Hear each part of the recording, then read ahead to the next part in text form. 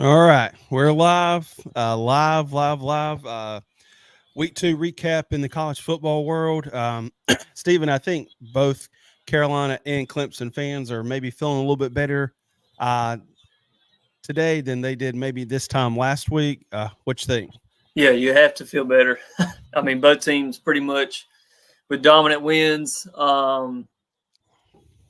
Obviously saw improvement from both teams on, a lot of aspects that each fan base was kind of disappointed in week 1. Obviously, Clemson's performance looked a little bit better, but again, they were playing App State. But overall, yeah, good weeks for both teams. Yeah, I don't know if this was last night was more an anomaly for Clemson, or if this is something they should expect for the rest of the season. Just because, like you said, they did open up against Georgia week 1. It's really tough to kind of get a gauge with what your team's going to look like on the year when you're playing somebody like a Georgia. But last night against App State, we're going to get into it a little bit later on in the episode in the show when we discuss that game. But Clemson's got to feel better about their situation heading into the bye week, which is weird to see teams get bye weeks after 2 games. But that's the world of college football that we're in. And South Carolina, honestly, I think surprised a lot of – I know they surprised me. They probably surprised you, surprised a lot of people around the country. So it was nice to see that win. Still a lot of stuff to work on the offensive side of the ball. Yeah. But you still saw a lot of progression and improvement since week 1, especially from Sellers. We had the bad interception. But still saw a lot of progression. So a lot of stuff to be happy about. Did you get to watch any of the other football games yesterday? Just here and there. Yeah. Not sit down and really focus on. I watched a little bit of the Texas, Michigan, a little bit of the NC State, Tennessee. But yeah, other than that, I just carved out time for South Carolina. Yeah. But before we start, this is and I've said this before, but I think that college football needs to integrate at least 1 week of preseason, because it's the only level of football that is played where you don't have like high school has jamborees and scrimmages where they face other teams to kind of work on these things. And that's why you see, and then you have, obviously the NFL has 4 weeks of preseason leading up to their season. Yeah. And that's when teams work on these kinks before the meaningful games start. Yeah. And that's why you see a lot of bad football in week 1, other than the teams that are kind of established, like the Georgias, like the Alabamas, Texas, teams that have a lot of returning players and experienced players. But for teams like South Carolina, where there was a lot of moving parts, same thing with Clemson, it's like you see all this bad because they haven't played anybody besides themselves, in practice. And again, we talk about it on the high school show that when you go against your own teammates in practice and stuff, you're not going 100%. Yeah. Even when you have, scrimmages, even when you have like the spring games and things like that, you're not going full blast. You're not showing everything that, that you're going to do throughout the year. I think a lot of these teams could benefit from at least 1 week of like a jamboree style. Let's just play a half, just something to get the players out there and going against somebody besides their own guys. Because again, you saw a lot of bad stuff in week 1 from both South Carolina and Clemson that was improved on within a week, and let's just say that they played like a Furman or somebody like that in a jamboree style or a scrimmage, before the season starts where, hey, this game isn't going to count. We know that we're working on the kinks. We're trying to get our young quarterback prepared. We're trying to work new linemen. Let's get them out there against other people besides our own guys before we really get into the season. It's the only level of football that doesn't have that. Yeah, and I think that's why, especially a lot of college fan bases get nervous when they play these big time matchups week 1, because you see some teams schedule softer teams where you have the luxury of making those adjustments or working the kinks out and whatnot. Right. South Carolina was supposed to have that last week against Old Dominion. Didn't work out in our favor, but Clemson didn't really get that luxury opening up against Georgia. But really and truly, if you take that it kind of looked like a scrimmage because there was so much bad. If you take that Old Dominion game and you just set it aside a week before and say, this is a scrimmage, it doesn't count, the fans would still want to say, hey, we got to work on that. But it wouldn't be, the sky's falling like it was last week, because we know, okay, it's a scrimmage. We got the kink, the bad out. We know what we need to work on before the season starts.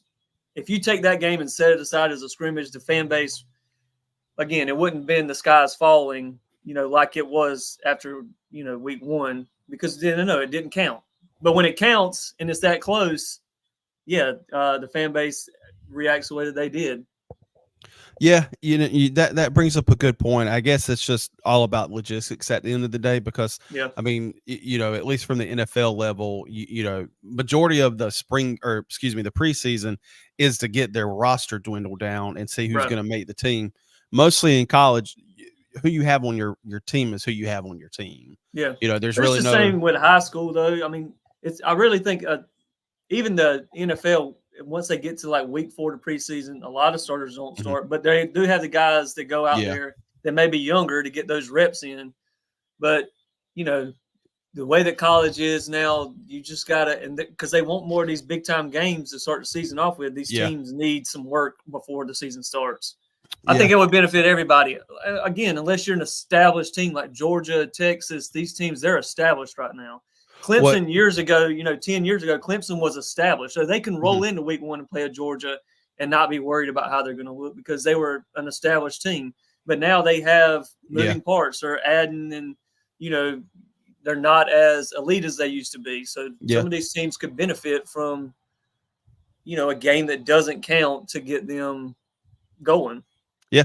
No, I'm in a complete agreement with you. I wish there was like a right way to approach it, because I don't know, like it's just as much as college is changing and you have all of these moving parts, especially with transfer portal and all that. And again, you have some of these guys that they're getting there like 3 months before the season starts. They're trying to learn all this stuff with a new team, a new system, all these things. If you're going to have, this system or this style of football where guys are just moving constantly from school to school. Yeah. You're going to see a lot more bad football in these week 1s because, again, it's not, when you scrimmage your own guys, it's not the same. Yeah, and I So they guess got to figure that. I think that they should add it. They can figure out all these other things, figure out how to add, playoff games, figure out how to do NIL and all this. Like, let's just have 1 week. Let's work the yeah, kinks out. yeah, I'm with you on that one. Yeah, I guess it's just adding to an already, now that the college football playoff is 12 teams now, that's already adding, whoever makes it, could be playing like an NFL regular season schedule at 15, 16 games, and you tack on, like because when you play other teams, there's no like it's not going to be something where it's just like, all right, guys, let's take it easy, whatnot. So yeah, I agree But with you. the thing is, There's like, they always talk about adding games, but if you think about it, in high school, if you're most of these guys that come to the college level, they're on teams that are making it to the playoffs, making deep runs. Especially when you look at the Georgias and the Texases, that kind of high school football, they're playing 14 games. If they're making it to the state championship, they're playing 14, 15 games. They're used to it. So it's not something that's just like, oh, now I got to play all these extra games. Yeah, I mean, regular season is 12 games in college, and then if you make your conference championship, that's 13, and then what? Maybe 3 games to get to the national championship. So 15, 16 games. It's not much difference than what you were doing if you were doing it in high school at an elite level playing for state championships. Yeah. And then people give, other like top teams a hard time because they schedule like cupcake games maybe per se. Right. So, but yeah, I mean, it wasn't a strong slate yesterday, but still some great games. You mentioned a few minutes ago the Texas-Michigan game. I think it just showed Michigan's not what they were last year and how good Texas is. For Texas to go into the big house, and basically they essentially dominated the entire game from the beginning whistle to the end whistle. And that makes the Texas matchup, as of right now, that much more interesting against Georgia in October. So I was very impressed with Texas. Notre Dame, they cannot help themselves. This is the issue people have with Notre Dame every year. Or they put them in the top 10, recently. and they do this every year, and then they're never what they rank them as. Yep, they go in. They legit get their ranking every year based on what they were 20, 30 years ago, and they're not, and they haven't been, but they continue to put them there. And then they continue to have these games like this where they lose to these teams that they shouldn't lose to. Yep. And, they go into Kyle Field last weekend. They do beat a Texas A&M team that's not that good, but that's still a tough environment to go play in.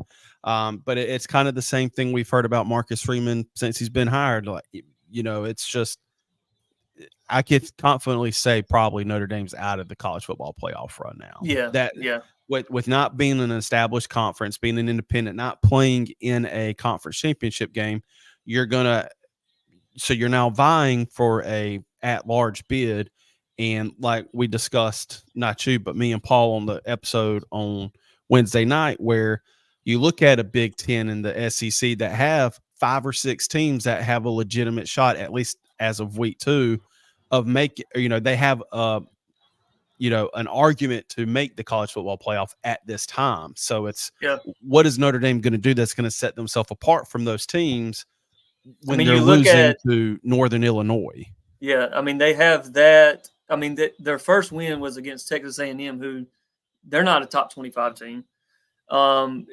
They were when they played, so that will count, I guess, go down as a ranked win. Right, yeah. But then they lose to Northern Illinois. Their next ranked opponent is in like 3 weeks against Louisville. Who's to say that Louisville is even still ranked? Yeah. Whenever they get there. Georgia Tech is on their schedule, but Georgia Tech just lost yesterday. They're not going to be in the top 25 more than likely when they play. So they really won't get like another big time game until their last game of the season.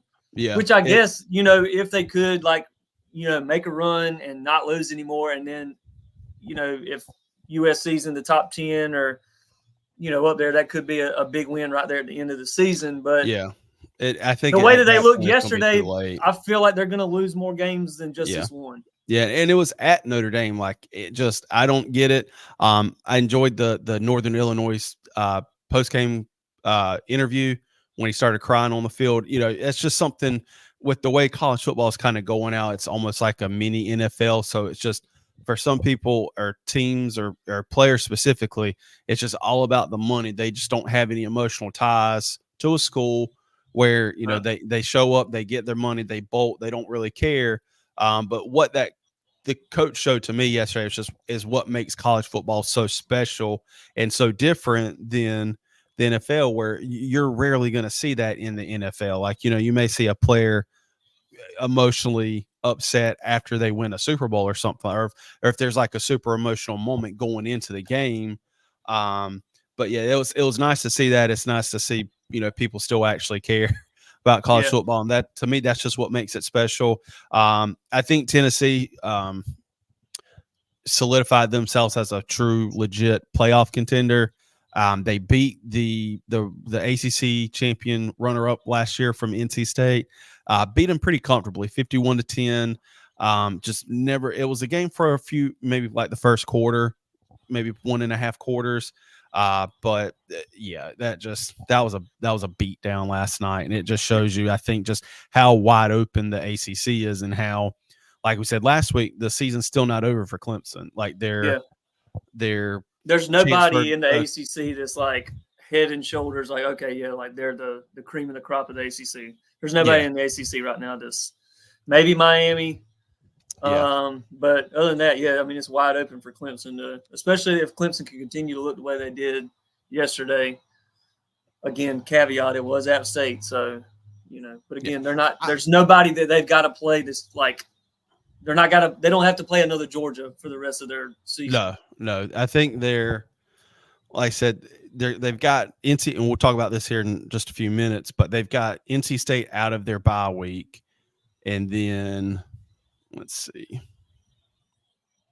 Stanford, Florida State, which, I mean, Florida State is just Florida State now. Wake Forest, Virginia, another bye week, Louisville, Virginia Tech, Pitt, Citadel, South Carolina. So, I mean, the season is still in a huge favor of Clemson. So, and then last one before we get into our games, Nebraska. And I only wanted to talk about this just because it is Deion Sanders. Just all the hoopla and whatever else you want to call it surrounding the Colorado Buffaloes football program. They go into Lincoln, Nebraska, lose 28-10. I don't know, like they suck. They're not a good football team, and honestly, I don't think Nebraska's a great football team, but they have there's no reason for them to be. Hold on, let me pull up their schedule real quick. So, okay, here's Nebraska's next 4 games: Northern Iowa, Illinois, Purdue, Rutgers, bye week, Indiana. Then they have Ohio State. I mean, that's as good as a favorable schedule as you can get. Right. And then they've got UCLA, a bye week, USC, Wisconsin, Iowa. So, I mean, Nebraska could very well be in the driver's seat when they take on Ohio State in the middle of October. But you just never know. Like, I feel like Nebraska is just one of those teams where they can look good, but then they can look bad the next week. And here's the thing: them beating Colorado, it'll stand out because it's Colorado and it's Deion. But Colorado is not good. They barely beat North Dakota State or whoever it was. Yeah, and then they lose to Nebraska, who Nebraska didn't even have. They had like 3 receiving touchdowns last year. Mm-hmm. 3, and then that's the entire season offense for you, right? And then obviously they had a bunch last week, when they played whoever, just a nobody. But the thing with Colorado is they talk so much. It's just all talk. Mm-hmm. Yeah. And then we heard about they got all the big time offensive line transfers in this year because that was their issue last year. Is their offensive line wasn't good, so they still can't run the ball. I think they bolstered this offensive line, and then literally after this game, you got Shadur basically blaming his offensive line. He sits there in the post game press conference, and he's like, they asked about the offense, and he was like, "Well, did you see Raiola or whatever his name is? He didn't get touched all game." Basically saying, "But I have no time, dude. Stop." That's all they do is just pass the blame around. Yeah, and I think they ran the ball like their leading rusher. I think had 5 rushing attempts yesterday. So, I mean, if you're not going to be able to run the ball and these teams are just going to invite you to run the ball and you can't, Right. I mean, like I said, you can. That's the one bad thing about the transfer portal. And we've mentioned this several times before, where it's like, it's not really people that are bought into your football program. Right. It's just, I think one of their linemen they brought in was one of the top high school recruits from last year. But some of them were just, it's not like they came from Wisconsin or Alabama or Yeah. Penn State. I mean, they came from smaller schools. So, but clearly it didn't work. So, and then one thing that stood out to me was that Shador left the field with like 2 minutes left. So, as long as if it's something that's injury related, not that big a deal. But when you have your star player, It's kind of like when LeBron walks off the court, with 5 minutes to go in the game and they're losing real bad, and he just goes on to the locker room. when they had their video crew following them, and I don't know, it just screams to me lack of leadership and lack of Yeah. true like coaching leadership on that staff. And it just, I don't It's know. a I show. think It's all a show. yeah, and I think people are starting to wake up that for all the positives you can say about Dion and how he was in his his playing career, he's not really that great of a coach. No. In my opinion. Now it very well could change, and we could both be eating our words at the end of the season. But from what you've seen from Colorado, it's just like you said, it's all show.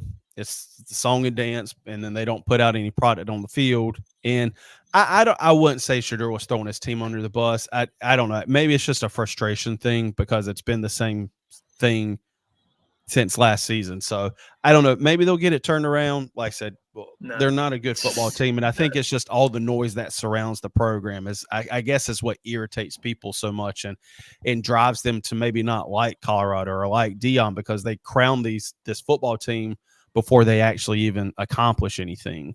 So, but that's kind of the national recap for college football.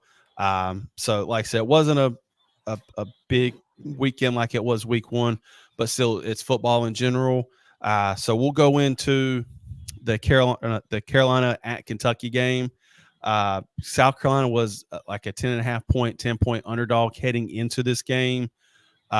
I'm, for one, going to go ahead and say I was very surprised by this result yesterday. I knew traditionally the past several years, dating back to the Muschamp era, with Kentucky, this is always a game that's usually pretty close. There's very rarely where, and I think Beamer even said this in his post-game press conference, excluding the COVID year, this was the first year the winning team in this game scored more than 24 points dating back to like 2015. So almost 10 years. So this has never really been a game where it's like an offensive shootout, or it's just a kind of a sloppy, hard-nosed fault game. What'd you think about the game yesterday? I thought, well, first of all, the thing that stands out the most to me, because I harped on it so much the last year and a half, was our defense looks, and it could, here's the thing, is like they look good against Old Dominion. It's Old Dominion. They looked stellar yesterday against Kentucky, but again, like, what is Kentucky? We don't really know.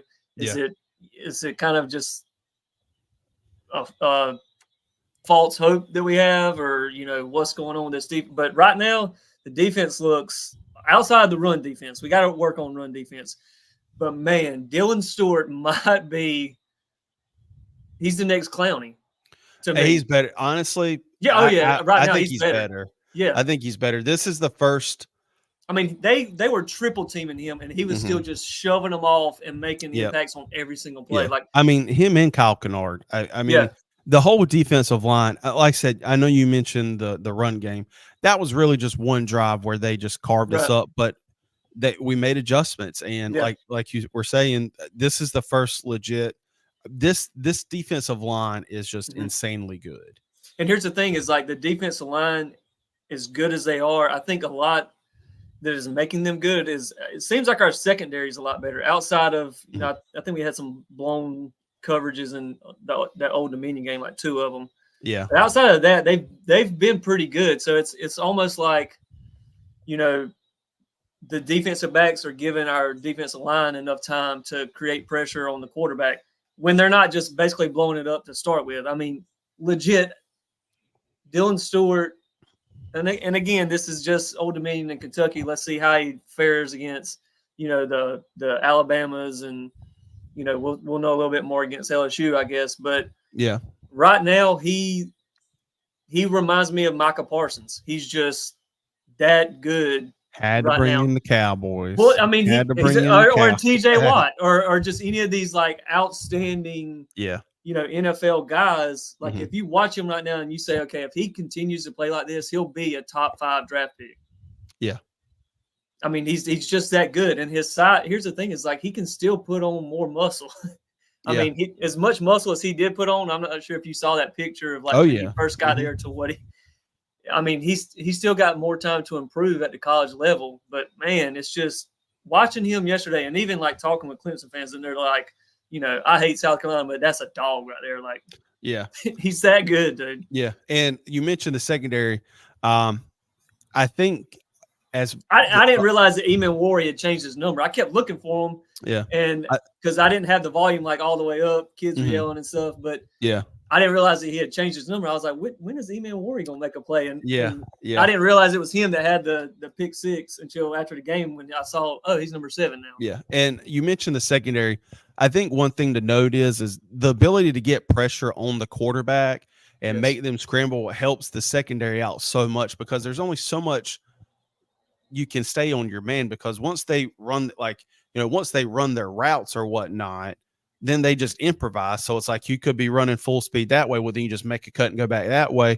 There's only so much time. Scramble routes. Yeah, there's only so much you can do as a DB to guard, stay on your man. Yeah. But getting the pressure we generated on that quarterback yesterday, I mean, he let me pull up 1.9 quarterback rating. Hold on. I had the stat. Hold on. Give me a second. Crap. Where's it at? Okay. Yeah. We allowed 44 passing yards on 17 attempts yesterday. Yeah. That's just unheard of. And, and I guess the one positive I had going into this game yesterday is the years that Kentucky's been good, and they've benefited from playing a very weak opening schedule, like the first 4, 5, 6 weeks where they don't play that great of teams, and we very well could have been one of them, but they get all this overhyping. You saw it last year as well, and then but Kentucky's their dominance when they have their best years are predicated on having a dominant running back, or a running back who can just do anything and everything, because that was always the bugaboo or the Achilles heel when we played them, is we couldn't stop the run. Yeah. And when your defensive line can get that pressure on the quarterback, opens up the linebackers to make plays. It opens up the DBs to make the play. And whatever they tried to do yesterday, we were just able to adjust and just absolutely dominate them. So as much crap, especially you gave Clayton White last year. That's what I'm saying. That's why I'm doting on this defense right now. I'm giving them all the praise. You have to give them a ton of praise the first 2 weeks. Yes, and for sure. They are the star of the team. The defense is the star of the team right now. And you know what? And I hate, because I don't like to harp on this, but the D line and the edge are what we invested heavily in the NIL and transfer portal this past off season. So again, that's not to say like we can do that at every position, but it just goes to show you, especially if you're trying to get transfer portals, is you have to have a strong NIL program to get these transfer athletes. Yeah. And you saw the 2 from Pitt that transferred have a great game. The guy from Charlotte have a great game. So just all around a great defensive performance. Yes. That the pick 6 by Nick that you said, they even said in the broadcast where it was just a great spy play, and Nick had his eyes on the quarterback the whole time. It was just a beautiful play. And again, Dylan Stewart is just a madman, and he's a freshman. That's you a could true talk freshman. about him. You could legit just talk about him for a whole hour. He's that good. And here's the thing, and you go on Twitter, and it's just like all of these college football pages are just talking about him and how good he is. Again, I want to see him because obviously it's going to be tougher against the Alabamas. But honestly, man, like, he's a grown man. Coming into this game, Kentucky had on paper one of the strongest offensive linemen. They had, I think, almost I think between both offense and defense, they had 21 out of 22 returning starters from last year. So it wasn't like we were going up against some, cupcake offensive line. I mean, Kentucky's offensive line is stout, and so why it is true. We still have a long way to go when we come up against these on quote unquote juggernauts. That I mean, with Dylan, Kyle, TJ Sanders, Marion, South Carolina, shout out, Tonka, Boogie. I mean, that just it doesn't matter. It didn't matter who we put in yesterday. We generated pressure on that quarterback, and that's what we're going to need to do in order to be successful, especially while we're trying to figure out our offense. And kind of getting to the offense wasn't a beautiful day, but you still have to give credit. Improvement. You definitely saw some progression from Lenoris. There's still some play. The interception, the 2 sacks where he fumbled it. But I think you also have to give credit to Dow Loggins. He kind of opened up the playbook. I don't know if that's the right word to say. A little bit. But the 2 touchdown passes to Mazio and to Joshua Simon, I mean, were especially one to Joshua. That was a beautifully thrown ball. Yes. I mean, just him using his legs, and we saw different from week 1. Like, he was using his legs to escape pressure and not just taking off to run. He was actually looking for guys down the field, because when that quarterback takes off, you have that ability to use your legs.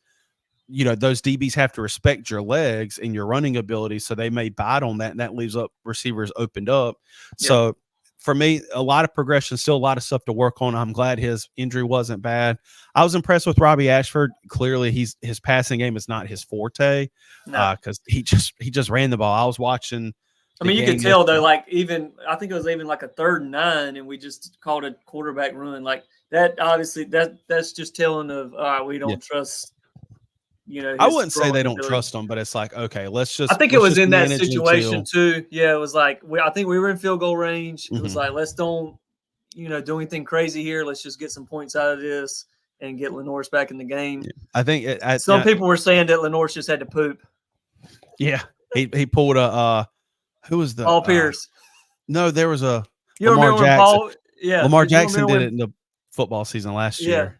Paul Pierce did it one time. Remember, they rolled him off the court in a wheelchair, and then like 5 minutes later, he comes running back on the court. Hey, man, when you got to go, you got to go, I guess. But I think, he looked better. I think that he was staying in the pocket a little bit more. And then, like you said, when he did escape the pocket, it wasn't just, all right, I got out, let me just run. Yeah. He was finding, again, scramble routes, and it's taught. As a receiver, okay, once the quarterback breaks pocket, one guy goes long, one guy comes back, one guy goes out. And each guy knows, and that's that touchdown to Mazio, and that's basically what it was. He rolled out, Mazio broke off of his route, hits the scramble route, bam, touchdown. But just the ability to, and he said that he was a little bit anxious, I guess, in the first game, which is understandable. Again, if we had a preseason game, that kind of takes that out. But once you got out of the pocket, he stayed in the pocket more. Once he got out of the pocket, he kept his eyes downfield. It wasn't just run first. Yeah, agree. I think that for me, the offensive line, obviously they were playing a tougher team, but they didn't look as strong as they did in the first game, especially in the run game. It was like we couldn't do anything running the ball yesterday. Well, and that goes back. Kentucky's some of it is like, what the crap is Rocket Sanders doing sometimes? Like, there's some plays I'm like, dude, just go straight. Instead, he's just like looking to bounce it too much. Well, it worked on the one play where he, pretty much scored, got down to the 1 yard line, but I think it just Juju in there more. Yeah, I think it just goes. Kentucky also had a strong defensive line. Like, I think their weakest part of their line was maybe the outside edge, because I know their interior D linemen are they're just behemoth of a human. But again, I think the offensive line is just going to take time to gel and mesh together. For sure. But again, which is good that we kind of are ramping this up, and we didn't have a game like you didn't have to face LSU game 1. You get them game Yeah. 3. So you have Old Yeah. Dominion. You step it up with a little bit better competition in Kentucky. Mhm. Okay, now we've had 2 weeks. We can work on where we're kind of weak at, Yeah. or where we need to gel a little bit more. Mhm. Yeah. So I do like that we've kind of been able to ramp it up. But offense, obviously, like you said, there's a lot of things to work on, but there was a lot of improvement. Yeah. And I think our defense put in that performance kind of takes some of the pressure off Right.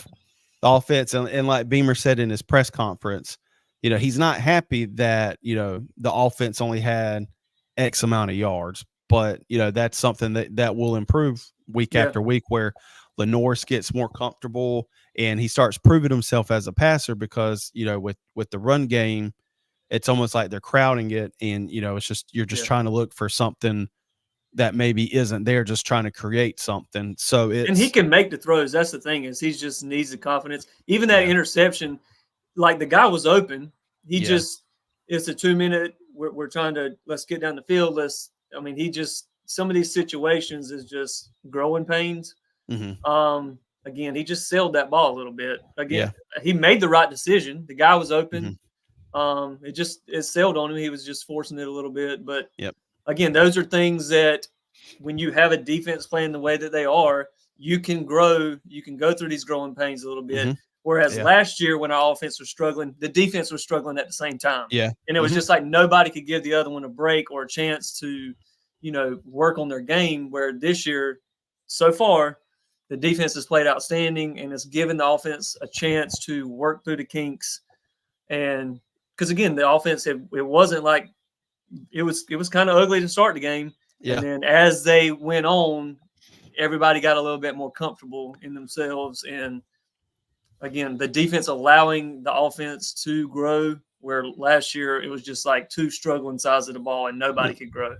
And we got to give these players don't get the love and or recognition they deserve. But Kai Kroger, from what he did last year, I made it a point in my head when he was like last year, because we talked about it last year.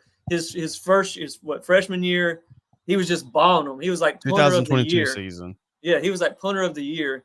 And then last year was just like he's kicking it in the stands every time. Yeah, we couldn't figure out what was going on. Yeah, but then yesterday, again, special teams, you got to have that when it was reminiscent. Go ahead. Sorry. He was flipping the field, especially his first punt. It was like we went 3 and out, and we were back on our own 20 or maybe even further behind, and he pretty much puts them on their own 15 or whatever it was. That was the Kai Kroger from 22 that was like the punter of the year. It was reminiscent of the 2022 season. And having that in your arsenal when the offense just maybe is having an off day and you're pinning a struggling offense back in, basically their end zone, like inside the 10, 20, whatever, makes a huge difference compared to, when we were punting from our 30 and he was barely making it to the 50-yard line. Last year. So that was great to see. What do you think were the keys to the game yesterday and the deciding factor that got us over the hump and winning 31-6? Obviously the defense, again, Lenore's breaking the pocket but continuing to look downfield. We got to run the ball better for sure, and they got to find a way to get Harbor involved. We keep running these jet sweeps with Brown. Like, let's give one to Harbor every now and then. Just hand him just do the little pitch that Clemson used to do. Just get him involved some way. I know that we tried the deep ball, and you can tell like defenses are scared of him because on that deep ball, that guy was riding his back to make sure that he didn't get down the field.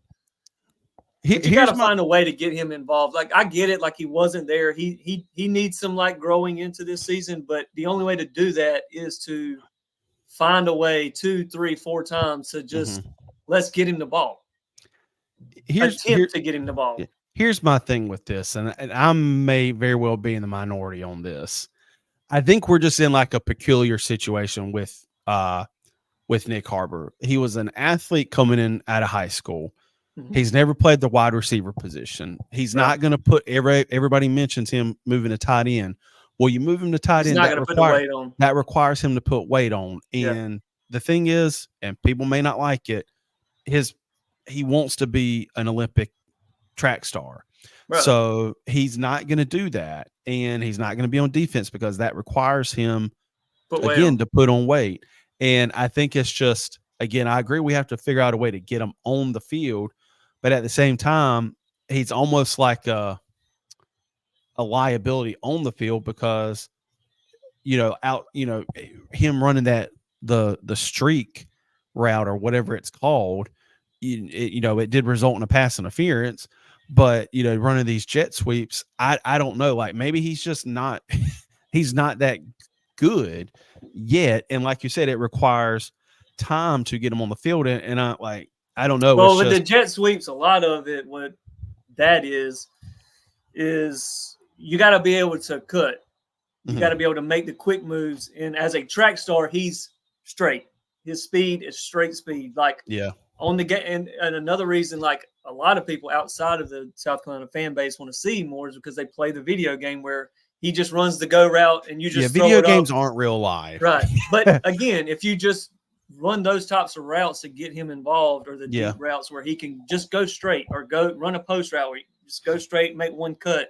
Yeah. Yeah. Like that. And normally that's why you see the jet sweeps go to the smaller receivers, is because they're usually more agile. They're usually more shifty in how they move. But it worked. I don't know. You just got it. Yeah, for sure. I mean, Brown is good at running those. I just think that you got to get him involved. And they tried. They ran that deep route and he got the pass interference. And again, maybe they're just slowly integrating him. But and my thing is, it's almost like putting a round peg in a square hole, where it's like whatever momentum we can have going on offense with the receivers we have, excluding Harbor, it's almost like you don't want to mess up. This might be the wrong word, like rhythm to it. It's just like, I think everybody's trying to figure out the best way to utilize him with what he can do on the field. Like I said, he's not, from everything I've read, he's not the best route runner. Again, that takes time. And just when he's, when he could be working on it, he's running track.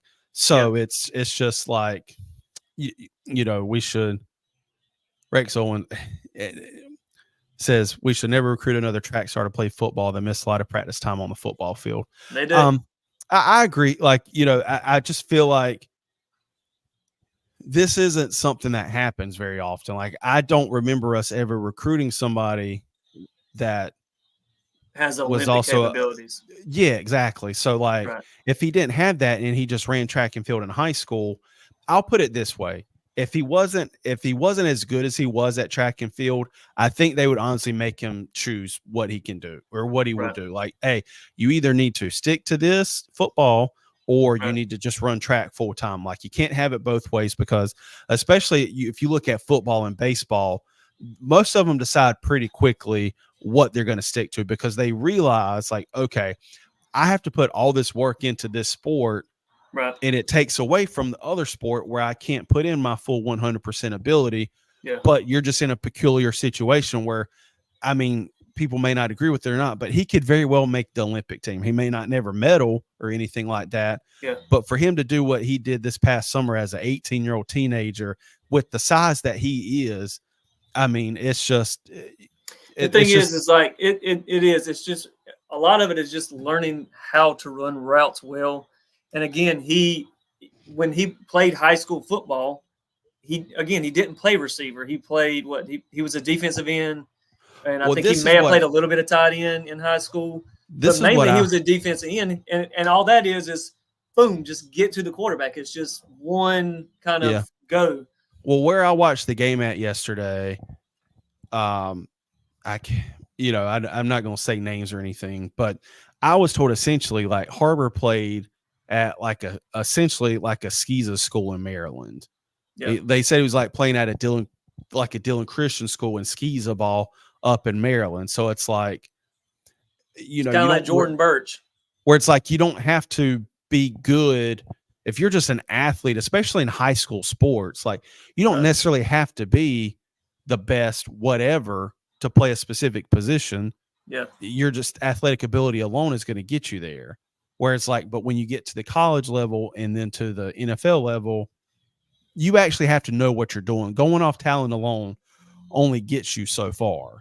Yeah. And so Here's the thing: is like he can still be an Olympic track star and then learn how to run routes, but it's gonna take time.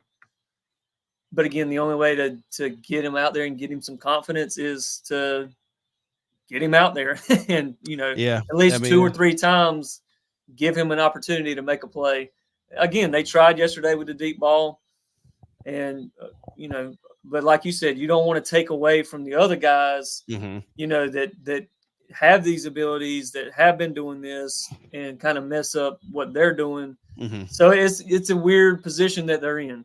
Yeah, yeah. Um, So but I mean, you just kind of have to do try by error. Like, okay, well, that didn't ultimately work, so let's try something else. He did make a good play on special teams, though, so right, I'll give him credit. Like, I feel bad because I know he wants to go out there and contribute.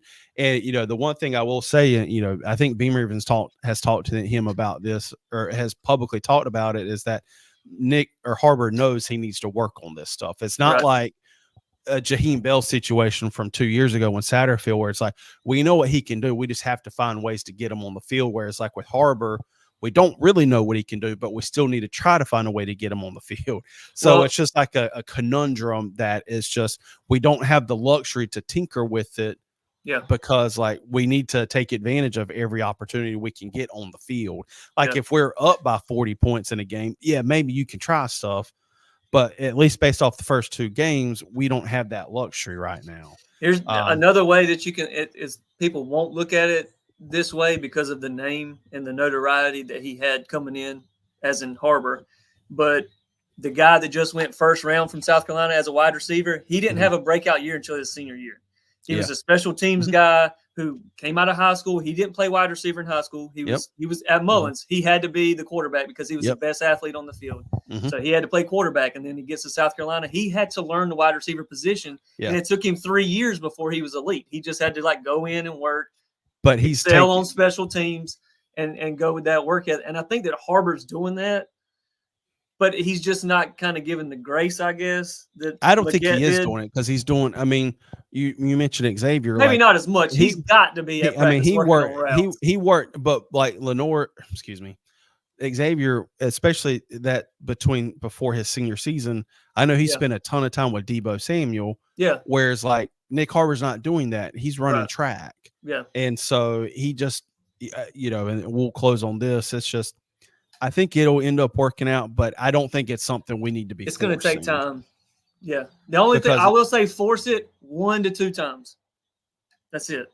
I'm yeah. not saying that we got to make sure like he's involved in every drive, every Hmm. series, but 1 to 2 times a game, especially now as he's growing into this position, Yeah. you do know that he's the fastest guy on the field, and you do Hmm. know that even if you're in a spot where like, hey, it would be good. Like if he can beat them and we Yeah. score, great. If Hmm. not, we might get 15 yards here Yeah. At because least they make have the to defense respect. respect it. Yeah, Yeah. they have to respect it that either he's going to blow by you or you're going to have to put your hands on him because there's not a defensive back in the country that can go man up with him and Yeah. on a go route. And you saw it Yeah. yesterday. And he was either going to catch that ball Hmm. or he was going to get a pass interference. You get Yeah. 15 yards out And of he it. got it. Yeah. So So, 1 to 2 times a game when you're in that yeah. situation, it's just like, all right, Yeah. let's just do And it here. the great thing about this win yesterday is just it shut up the Kentucky Wildcats. Like, I don't know where they think they have this superiority over us, where they're just this It's major because college football they won program. 7 out of the last 8.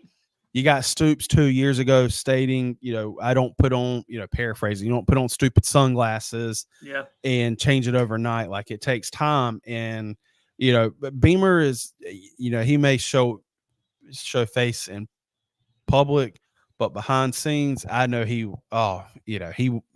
wanted to put it to them yesterday. It shut up all those ignorant Kentucky fans.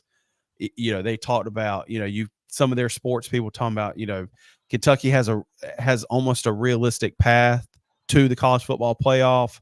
And we just went in there and shut them up. We took over the football stadium. I loved it.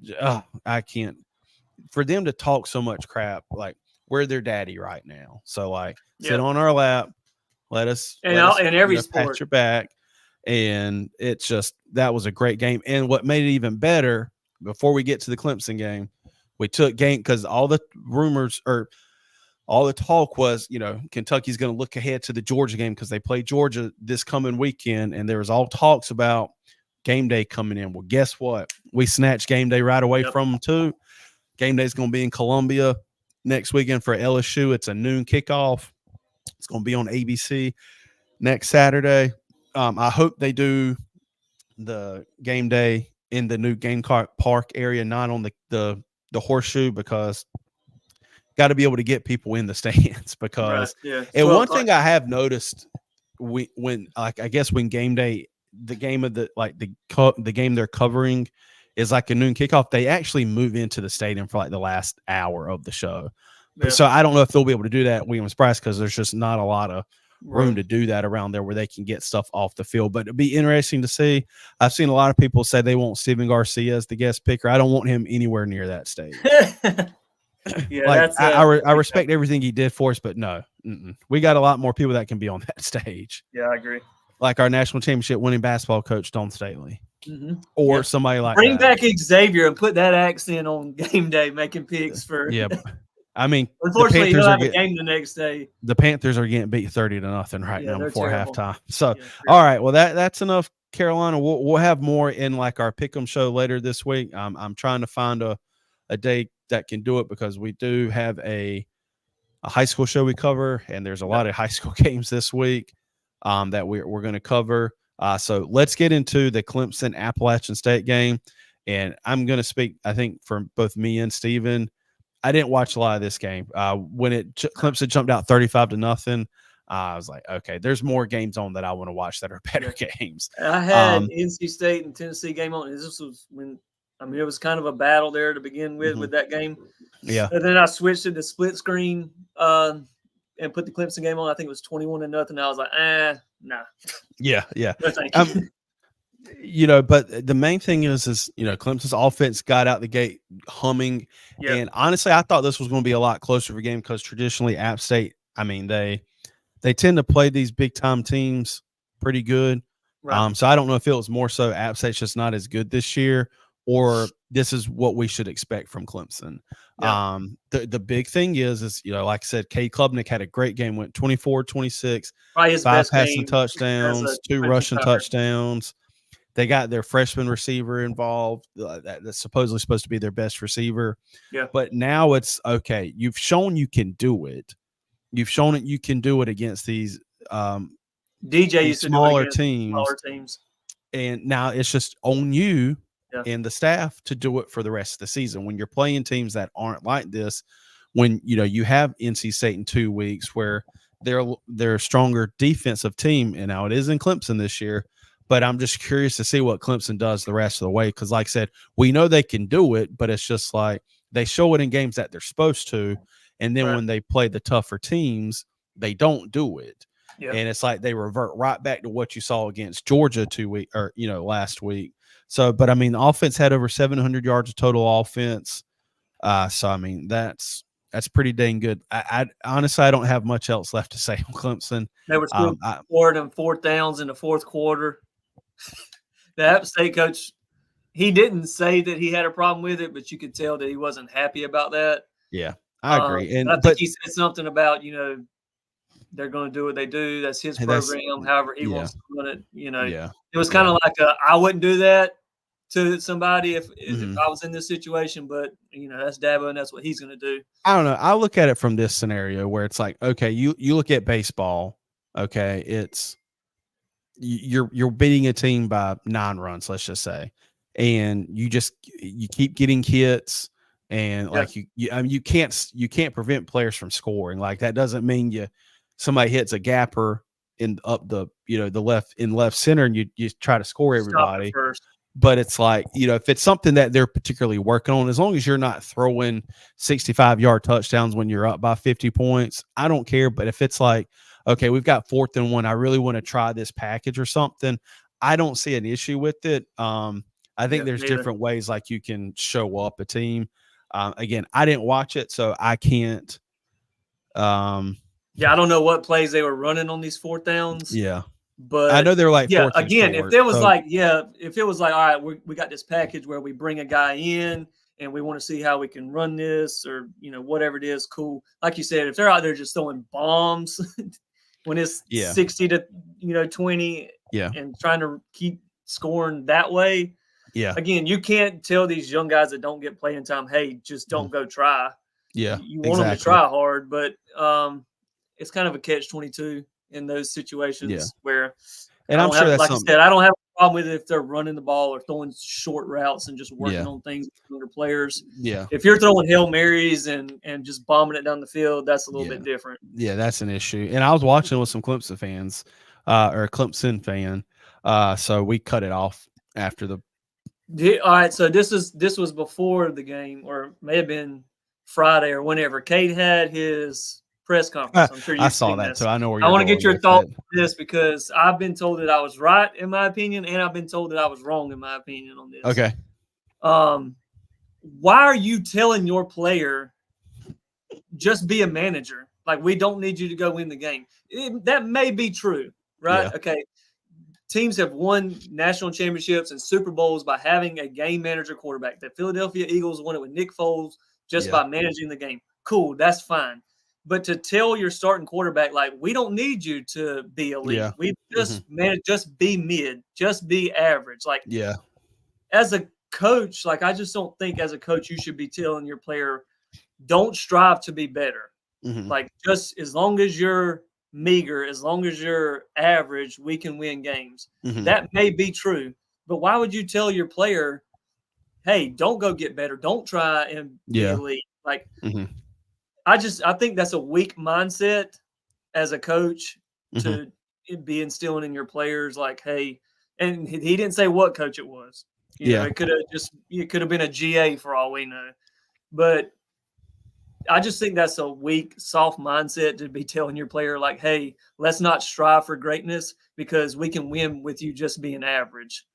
So as long Yeah. as you're average, just make sure that you're average and we can win. It might be I true, but I think it's a soft mindset to instill in a player. Yeah. I think one thing that might be missing from that, and that might be on Cade for even bringing it up. I think what's important to note is that it's the context of it. Like, what was Yeah, that entire conversation about? Like, yeah, is it something where you say, listen, we don't need you to be a quarterback who goes out what he did last night. They don't need him to be that. right. We need you to be somebody that's not going to turn the ball over, make smart decisions, a game manager in Right. sense, but it's like, Again, the coach could have said it in the right way, yeah, and Kay just I think relayed it to the media wrong and that's just kind of probably not something paraphrased what Cade it. should say, and Right. it's probably something that he's not probably the right person to convey what exactly they were talking about, where it's like, But okay, if that is listen, how the conversation went, that's yeah, weak. that's bad. A special follower did want me to mention this. I'm not going to mention his name. You can probably understand who said this, but they said you're ugly. So you Go probably know write a who said it. story. Go write a story. We'll be at some games with them. I'll be at some games with them this week. But yeah, I'm with you. Like, I think if we understood the context of what that conversation was, Yeah. I get it. But if it's like, listen, you're good doing what you're doing, just don't lose us a game. Yeah, that's Yeah. bad. Right. But if it's like, listen, we don't need you to be a Trevor Lawrence or Deshaun Watson. Yeah. There's nothing wrong with striving to be that, but don't try to force something that's not there and screw us up or like hurt us in the long run. Yeah. So, because their defense, it's just their defense is their defense. Yeah. So, it's always going to be there for them. But again, it's the guy just said you're ugly. I asked him about that yesterday too, or last night. But yeah, I think we're just missing a lot of context surrounding that conversation and who said it to him. Because like I said, it could just be like a GA Yeah. or who has no input in that offense, or it very well could have been Dabo, or it could have been Garrett Riley. So it just, I think they know what they have with I Cade. think it had to be like a not small, but like a lower level coach, because Yeah. normally when a player speaks on his coordinator or his head coach, they normally would say, Coach Riley told me this and this, but he said a coach as if it was just like, Bill over there told me, Yeah. I don't have to be elite. I just got to be a game manager. Yeah. And I think like I said, there's different ways you can define a game manager. Where Yeah. it's like, okay, you look at Peyton Manning his last year in the NFL when they won the Super Hmm. Bowl. He admits, like, okay, that was not my strongest Right. Yeah. year of my career, but he knew his role in that offense. It Yeah. could be the same thing for Cade. Again, he showed what he's capable of last night. But again, it's just doing that on a consistent basis. But I think it's just kind of like say, hey, don't try to overdo this. Like, And it this could is, have very well been in a situation where they were watching game film against Georgia and it was on a yeah, play that he forced something and said, hey, in this situation, you don't have to force that. Just manage the game, make the smart decision. And it just kind of, he yeah, relayed it out of context in a bad way. But the bad thing is when you're Clemson and when you have a polarizing coach like Dabo, they're going to take anything that you say and it's going to spread like wildfire. And that's kind of mm-hmm, what that did. Where people, even Clemson fans on Twitter were like, I don't like this mindset. yeah. Um, and that's just But what's going to happen with the media. But Dabo can do anything he wants with that fan base, and they'll do whatever he Yes. says. It just takes one game like this, and he's got them They're back back in the They're hooks. back in. It's Buy like all the stock. Dabo for life. The Yeah. Clemson stock's rising. That's They're really going it to for be they're going to be ranked like 23, and Clemson fans, we should be number 10. You didn't see what we just did to App State. Yeah, Dabo said buy all the stock. Mm-hmm. Yeah, that it's getting that season again for Dabo to make one of his stupid rants like he normally does. Well, that's it for college. NFL is starting today. Steven's got his cowgirl shirt on. They play at 4:25. Did you see Tyreek Hill get arrested this morning? Yeah. What I don't think I don't know what he did to get her. His agent was in the car with them. They said traffic, some kind of, I don't know if he was speeding or, but it's like, I don't know. Like they said, it was kind of reminiscent of what happened with Scotty Scheffler. Yeah. But I'm very curious to what they come out and say he did to warrant getting arrested, because Scotty Scheffler, what he did was not an issue to get arrested. And that story's kind of come out and fall out. How do you feel about I'm gonna give you a minute or so to talk about your Cowboys this season. Dak got a raise today. Yep. Highest paid player in NFL history, which is crazy. And this just isn't yearly basis, because obviously Patrick Mahomes signed a $500 million contract. They always just find a way to spin the title or the hot button. Highest paid. It was a 4-year, $24 million or $240 million. I memean, somebody else will beat that. And then that's what quarterback contracts do. Each one is higher than the last one. And you kind of know that going in. This is just separate from Cowboys. I think that in the NFL, the salary cap, the quarterback should have their own, like, pay them whatever you want to. Yeah. They don't count against the rest of the salary cap. But then for everybody else, fit it within your, whatever it is, $225 million salary cap. Pay those quarterbacks whatever y'all want to pay. Because y'all are going to just keep doing this until we eventually get to somebody being paid $100 million. Look at Jamar Chase with the Bengals. Yeah. He's holding out now, and you can argue if it's warranted or not. Right. I think he's still like on his rookie contract. But his former LSU teammate, Justin Jefferson, with the Vikings, just got a huge contract. Yeah, CeeDee Lamb did it too. He held out. I think his was like the second highest as a non-quarterback contract. As a person, go get your money, dude. If they're going to pay it to you, go get it. As a fan, I think it hamstrings a lot of teams and what they can do to build their teams when you got to pay one guy. You got $225 million and you got to fit 52 guys into that. One of them's taking 60. That's tough, But hey, there's only so much money. If they're going to pay it to you, go get it, dog. Yeah. I mean, it's standing on business. I get it. You need to, because I mean, there's nothing that says you're promised tomorrow in football or any sport. So if you can get what you get and it's guaranteed, do it. Yeah. I mean, I'm not going to fault you for it, but at the same time, it's like, and I was watching kind of the NFL countdown today where it's like, okay, well, that is already a distraction for you as a player, but let's just say for the Bengals' sake, they're playing right now, and okay, say they're without their best receiver if he's not playing, and it's like, and they're losing.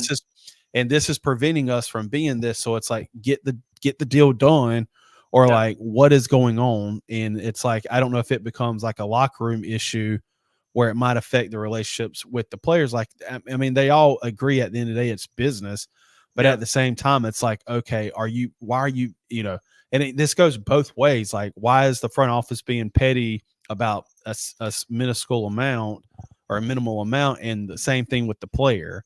Yeah. So it's like, it's just the dirty side of the bit being a business at the end of the day for the NFL. Yeah. So As a that's it. team, though, I'm not sure what the Cowboys will be. I haven't even really dove into. I didn't watch any preseason. I have no thoughts going into this season. We're gonna see what it is. Preseason's never like a gauge on how your season's going to go. Well, we got a new defensive coordinator, so you can kind of see like what kind of scheme he's going to run, how he's going to use certain players in certain positions, that kind of crap. But this is a make it or break it year for Mike McCarthy. I think they got to at least make the conference championship game for him to be retained.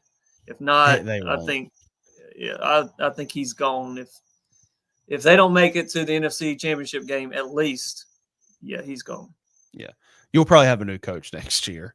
You know, it's just, but the thing is, it's like when you start paying these astronomical amounts towards salaries, it affects other positions where it's like, okay, your most dire need may not be re-signing this receiver, but hey, we need to address the line on both sides. I will say that what the Cowboys are good at doing is they draft well when it comes to linemen.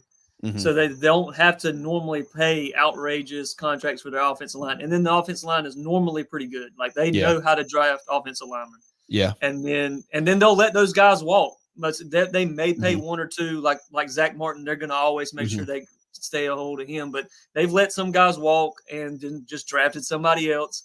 The other good thing is they've learned you don't have to pay your running back who's going to be broke in 2 years. Because here's the thing.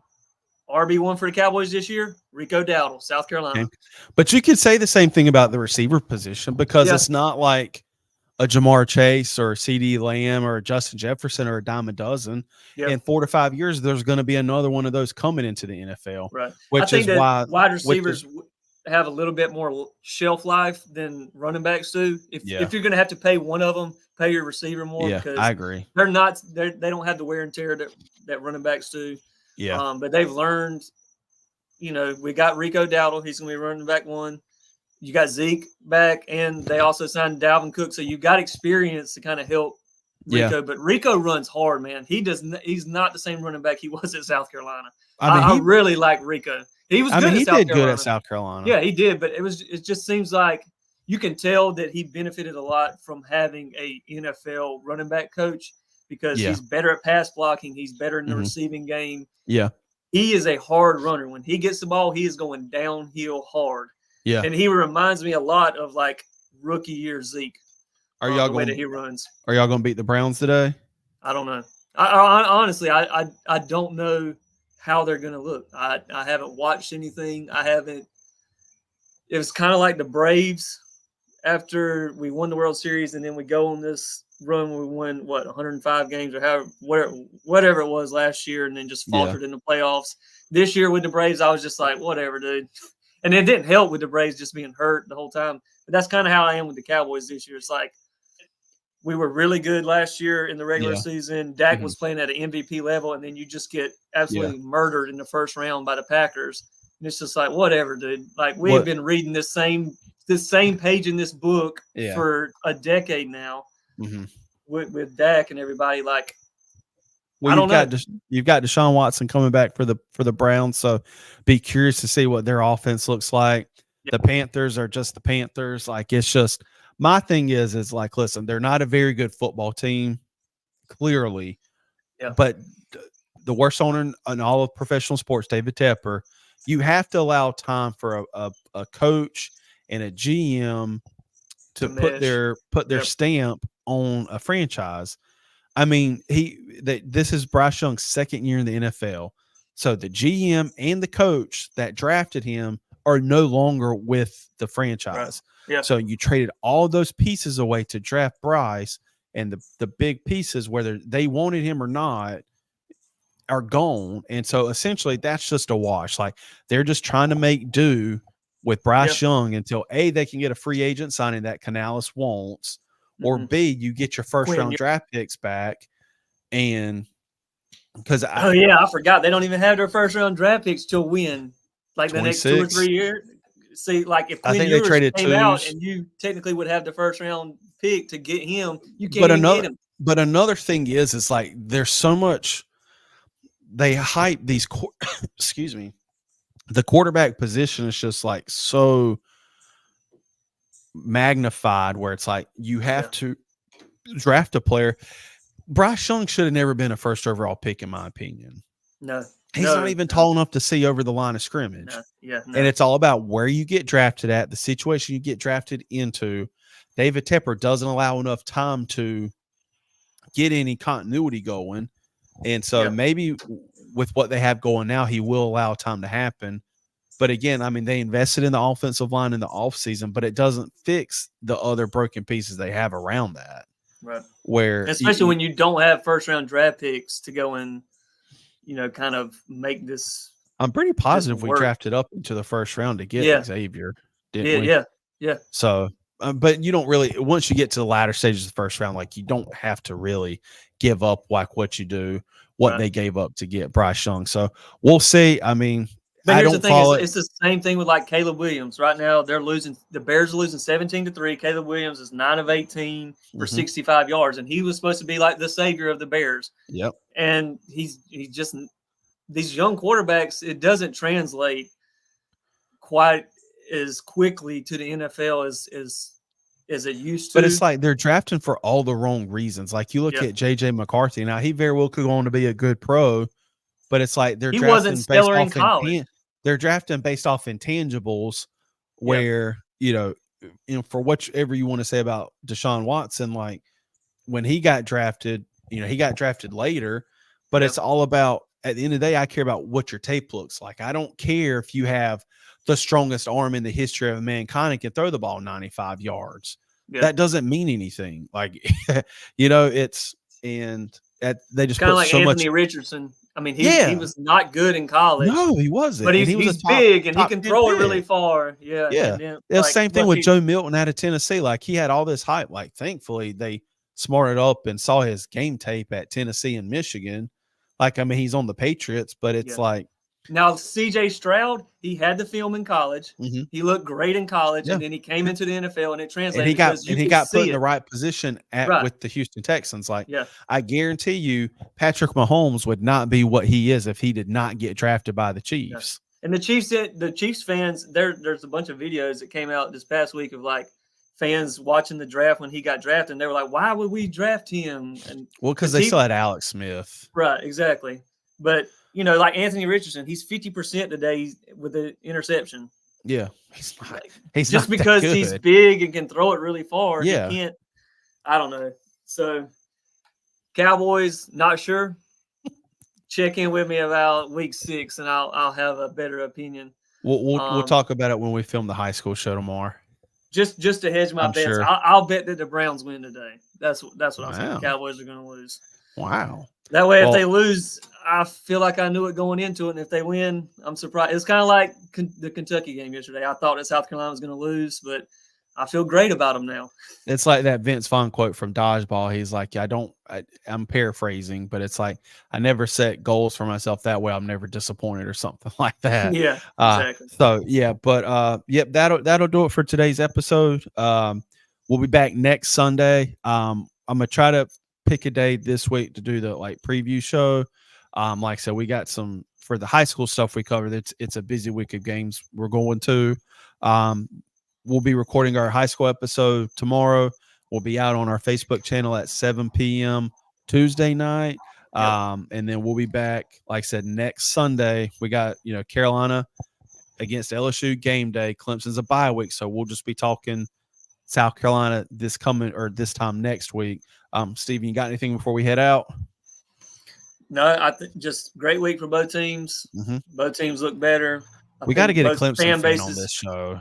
I'm working on one. I mean, there's only so much we can say without showing a bias towards South Carolina. I'm working on one, and he wants to do it, but his daughter he's he coaches her travel ball team, and they practice on Sundays. So if I can ever find a day that he's available, and he may be good on the preview show in 2 weeks or something, whenever Clemson comes back, to get him on and just get his thoughts on Clemson. So yeah, we got one in the chamber. We're just trying to work out how to fire this gun. That'll work. All right, folks. Well, thank y'all for watching. Definitely like and subscribe to our Facebook page, our YouTube channel. We're on Twitter as well, as you can see on the screen below. That's the ticker. It's got all our social handles. We're on Facebook, Instagram, YouTube, Twitter, X, whatever you want to call it. We provide some great content, especially for the high school sports around here. Yep. A lot of Carolina Clemson sports. But let us know if there's anything else you want to say. We'll try our best to get it covered. If not, we'll see everybody on our high school show Tuesday at 7 p.m. Thank y'all.